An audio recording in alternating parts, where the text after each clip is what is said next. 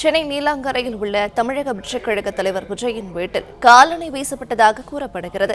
கூடுதல் தகவல்களை தருகிறார் நம்முடைய செய்தியாளர் முனாஃப். வணக்கம். இது தொடர்பான மேலும் விவரங்கள். சென்னை நீலாங்கரையில் உள்ள தமிழக வெற்றிக் கழகத்தின் தலைவர் நடிகர் விஜயனுடைய வீட்டில் காலணியானது வீசப்பட்டிருக்கிறது.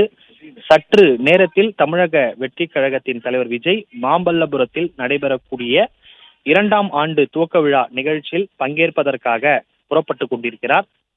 இதற்கு நடுவே சம்பந்தப்பட்ட மனநலம் பாதிக்கப்பட்ட நபர் ஒருவர் காலணியை தூக்கி அவருடைய வீட்டில் வீசியிருக்கிறார்.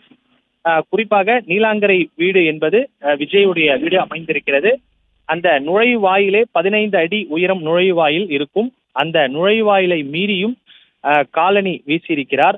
சம்பந்தப்பட்ட நபர் கேரளா மாநிலத்தை சேர்ந்தவர் என்று தெரிவிக்கப்பட்டிருக்கிறது. 2 நாட்களாக இந்த நீலாங்கரை பகுதியில் சுற்றி வருவதாகவும் அவர் மனநலம் பாதிக்கப்பட்டவர் எனவும் தெரிவிக்கப்பட்டிருக்கிறது.